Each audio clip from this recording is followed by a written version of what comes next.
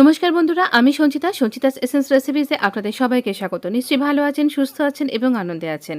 একদম restaurant style egg কারি আর ভীষণ সুন্দর খেতে হবে, অথচ ভীষণ কম তেল মশলায় আমরা এটা তৈরি করে ফেলবো। খুব সহজেই এই রকম বর্ষার দিনে আমি এখানে সার্ভ করেছি কাঁকরোল ভাজা, মুগের ডাল আর এই রকম সুন্দর একটা এগ কারির সাথে। আপনি কীরকমভাবে পরিবেশন করবেন সম্পূর্ণ আপনার ব্যাপার। তবে হ্যাঁ, অবশ্য এই রকম দিনে বর্ষায় বিশেষ করে দই কিন্তু খুব দরকার। দই আমাদের পেটের জন্য ভীষণ ভালো, তাই অবশ্য করে গরম হোক বা বর্ষা, আপনার জন্য দই কিন্তু খুবই ভালো দেবে। চলুন আমরা দেখব আজকে এই রকম টেম্পটিং একটা এগ কারি রেস্টুরেন্ট স্টাইল। আমরা এখানে এমনি ব্রয়লার ডিম নিয়ে নিয়েছি, আর ডিমের সাথে আমি সেদ্ধ করে রাখা আলুগুলোর খোসা ছাড়িয়ে এইরকমভাবে আলু আর ডিমকে একসাথে ভেজে নিচ্ছি। এই রান্নাটা যদি আপনি সর্ষের তেলে করেন তাহলে স্বাদ আরও ভালো হবে। আর এখানে আমি সামান্য একটুখানি হলুদ গুঁড়ো ছড়িয়ে দিচ্ছি ওপর থেকে। আলাদা করে আপনি হাত দিয়ে মাখিয়েও নিতে পারেন, কিন্তু তার দরকার হবে না। এই রকম করে তেলের মধ্যে নাড়াচাড়া করতে করতেই এটা সুন্দরভাবে মাখানো হয়ে যাবে। এখানে পেঁয়াজ একটা বড় সাইজের, আদা, টমেটো আর লঙ্কা একসাথে বেটে নিয়েছি। ফোড়নের জন্য দেব আমরা তেজপাতা, শুকনো লঙ্কা একখানা আর জিরে। এখানে আমরা এই রকম করে এই সমস্ত ডিম আর আলুগুলোকে, কি ভালো লাগছে না?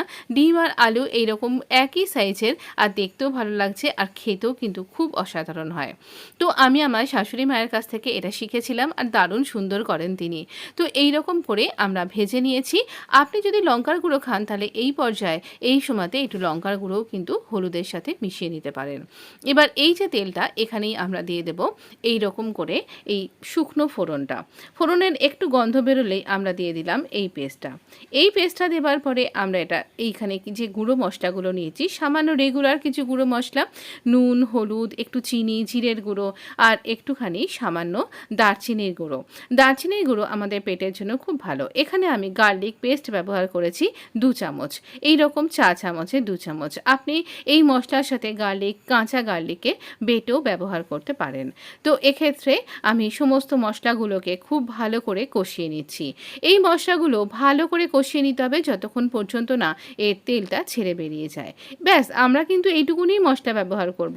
সাধারণ আপনার রান্নাঘরে যা যা কিছু আছে সেই রকম। পেঁয়াজগুলোকে আমি একটুখানি পুরো মিহি না বেটে একটু কয়েকটা ক্রাঞ্চ রেখে দিয়েছি, এটা খেতে খুব ভালো লাগবে। খুব ভালো করে দেখুন কষিয়ে নিয়েছি, আর মশলাগুলো থেকে আস্তে আস্তে তেল ছেড়ে আসছে। এই পর্যায়ে আমরা দিয়ে দিলাম এই ভেজে রাখা আলু আর ডিমটা।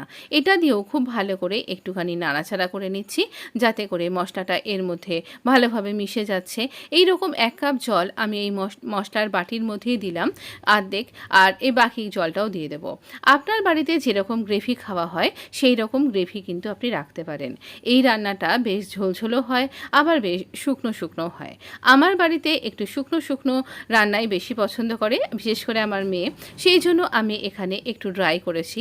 তো আপনি এরকম ঝোল রাখতে পারেন। দেখুন আমারটা এই রকম গ্রেভি হয়েছে। আমি গরম মশলা উপর থেকে ছড়িয়ে দিয়েছি, আর দিচ্ছি কিছু তাজা ধনেপাতা। ধনেপাতাটা এখানে ভীষণ একটা ফ্রেশ ফিলিং দেবে। আপনি ধনেপাতার সাথে কাঁচা লঙ্কাও কিন্তু কুচি কুচি করে ছড়িয়ে দিতে পারেন, তাহলেও কিন্তু খুব ভালো লাগবে। ভীষণ অনবদ্য শুকনো গরম ভাতের সাথে আপনি ঝোল রাখুন বা এরকম শুকনো গ্রেভি, সুন্দর একদম আপনার লাঞ্চ কিন্তু একদম সর্টেড হয়ে যাবে। এছাড়াও এরকম শুকনো গ্রেভি রাখলে আপনি রুটি, পরোটা বা নান দিয়েও খেতে কিন্তু খুব ভালো লাগবে। আর আপনি যদি ব্যাচেলার হন তাহলে তো একেবারে অনবদ্য একটা লাঞ্চ মেনু বলতে পারেন। তো কবে ট্রাই করছেন? আর অবশ্যই ভালো থাকবেন, সুস্থ থাকবেন। এই বর্ষায় একদম ভিজবেন না, ভিজলেই শরীর খারাপ হচ্ছে, তাই সুস্থতা একান্ত কামনীয়। তো অবশ্য করেই ভালো থাকুন, সুস্থ থাকুন। চ্যানেলটা প্লিজ সাবস্ক্রাইব করে দিয়ে যান, ভিডিওটাতে লাইক দিন। আপনার সাথে দেখা হবে নেক্সট এপিসোডে।